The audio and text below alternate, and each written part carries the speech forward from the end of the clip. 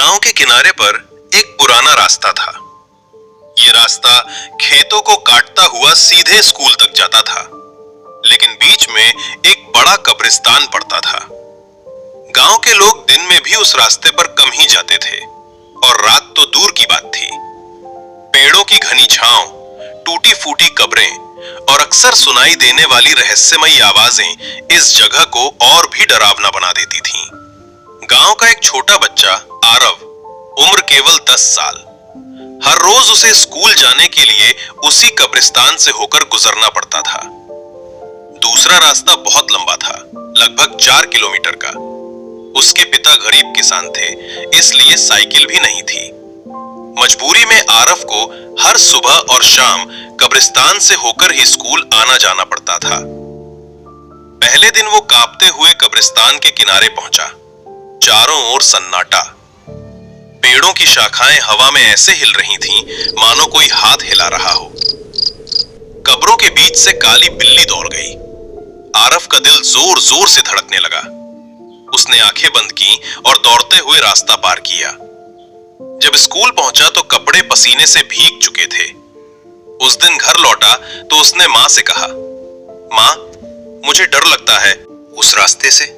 मां ने उसके सिर पर हाथ फेरा और कहा, बेटा, डर हमेशा मन में होता है। अगर तुम उसे हरा दोगे तो दुनिया की कोई ताकत तुम्हें रोक नहीं पाएगी।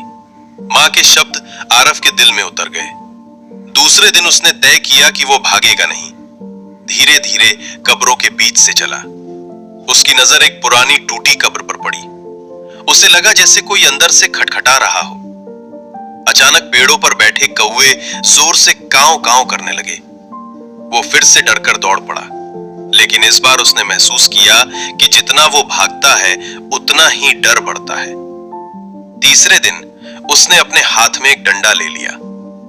वो डंडा किसी दुश्मन को मारने के लिए नहीं, बल्कि अपने डर को हराने के लिए था। वो कदम कदम पर खुद से कह रहा था, मैं बहादुर हूं, मैं नहीं डरूंगा। धीरे धीरे उसका डर कम होने लगा।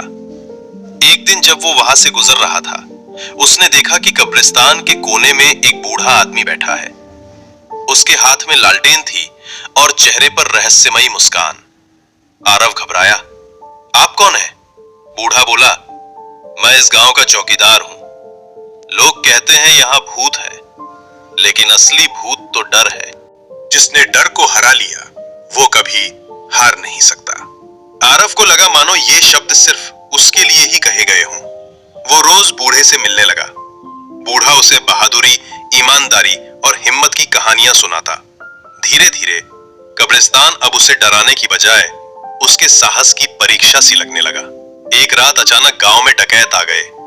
सभी लोग डर से अपने घरों में छुप गए, लेकिन डकैतों ने मंदिर की घंटियां बजाईं और गांव में दहशत फैला दी। पुलिस आने में देर थी।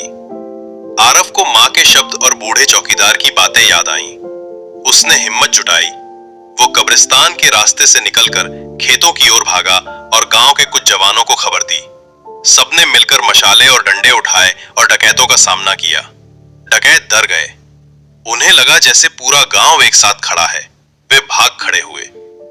उस दिन गांव वालों ने देखा कि सबसे छोटा बच्चा ही सबसे बड़ा योद्धा निकला। उस घटना के बाद आरव के अंदर एक अजीब सी ताकत आ गई। अब वो कब्रिस्तान से गुजरते वक्त न भागता न डरता, बल्कि अक्सर वहीं बैठकर पढ़ाई करता। धीरे धीरे उसके मन से अंधेरे का डर खत्म हो गया। समय बीता। आरव बड़ा हुआ। उसने सेना में भर्ती होने का सपना देखा। उसने कड़ी मेहनत की और उसे सफलता मिली। आरव की जब ट्रेनिंग शुरू हुई तो वहां भी कठिनाइयां थीं। कड़ी सर्दी, भूख, थकान। लेकिन आरव मुस्कुराता और कहता, जब मैंने बचपन में डर को हराया है तो अब क्या मुश्किल है। उसकी हिम्मत और लगन देखकर अफसर भी दंग रह गए। आखिरकार वो देश का एक बहादुर सैनिक बना। आरव का सफर हमें यह सिखाता है कि डर सिर्फ मन में होता है।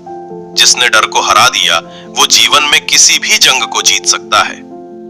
कब्रिस्तान का वो रास्ता जो पहले मौत का एहसास कराता था, उसी ने आरव को जीवन का सबसे बड़ा सबक दिया। डर से मत भागो, उसका सामना करो। वहीं से असली योद्धा जन्म लेता है।